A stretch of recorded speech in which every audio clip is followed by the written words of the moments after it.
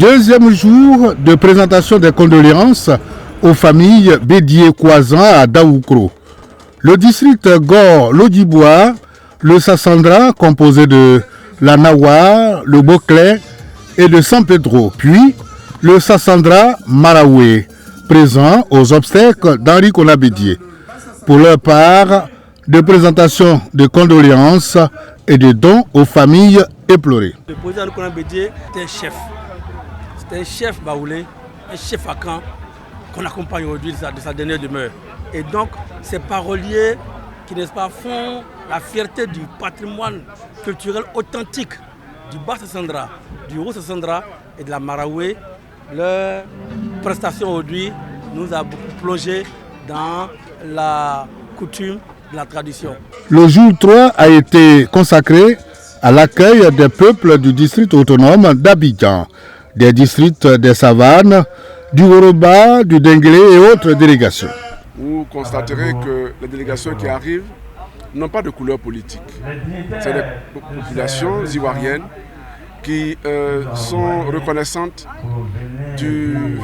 des actions du président Bédié, de ce qu'il a pu apporter au ce pays depuis sa jeunesse jusqu'à aujourd'hui. Et que les populations viennent si nombreuses le lui rendre, nous qui sommes ses proches, nous qui sommes ses parents, on n'en est que réconfortés.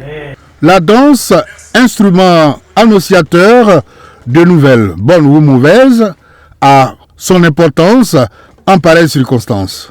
Aujourd'hui, nous avons des rois, des reines-mères à chaque moment qui viennent. Ce sont des tambours qui les accueillent, c'est les marche-pieds. Donc pendant qu'ils viennent, on joue. Et ce sont ces gens de tambours aussi qui annoncent le décès d'un grand roi. Donc partout on voit le fantôme from et ces gens de tambours et puis les gestuels de tous ces pas que nous sommes en train de voir, c'est pour juste annoncer la tristesse, le deuil en pays à Caen. Chaque délégation s'est faite accompagner d'une danse de son terroir, traduisant ainsi la douleur insupportable qu'a causé le décès de l'ex-président de la République de Côte d'Ivoire.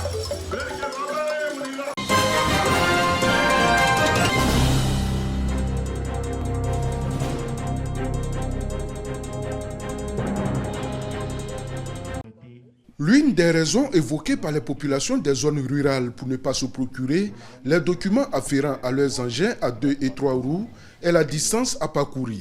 Dans la région du Bounoukani, grâce au projet Résilience pour la paix financé par l'USAID et mis en œuvre par l'ONG Equal Access International, un guichet unique mobile a été déplacé dans la localité pour faciliter l'obtention de ces documents administratifs. En ce qui concerne donc le département de Bouna et de Doropo, nous avons donc posé 2119 actes posés, contre 2050 l'année dernière.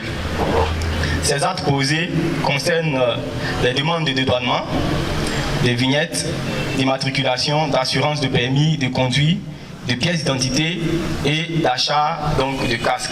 Les populations ont salué cette initiative de rapprocher les services de l'État des communautés aux frontières. Selon elles, cette action va favoriser une meilleure collaboration entre les usagers de la route et les forces de l'ordre lors des contrôles de routine. Il faut aussi indiquer que cet engouement au cours de cette opération dénote de la volonté des populations de mettre en règle leurs engins, mais aussi et surtout la preuve qu'elles ont développé la culture du civisme fiscal. Bouna, c'était pas facile. Et Dieu merci, ils nous ont aidés, on a eu ces pièces-là. Maintenant on peut circuler librement sans problème. On doit appeler nos camarades pour que vraiment ils viennent faire ces plaques-là aussi, parce que c'est très important. Quand on a un engin, surtout qu'on a pu avoir les moyens d'acheter un engin, il est important de faire les dossiers administratifs. Parce que c'est ce qui te permet également d'aller partout où tu veux sans avoir de discussions en cours de chemin ou bien être freiné étant pressé pour arriver à ton endroit de destination. L'opération du guichet unique mobile est à sa 3e édition. Au cours de cette cérémonie bilan des 10 jours d'activité, les initiateurs ont procédé à la pose de plaques d'immatriculation de 124 engins à 2 et 3 roues des demandeurs.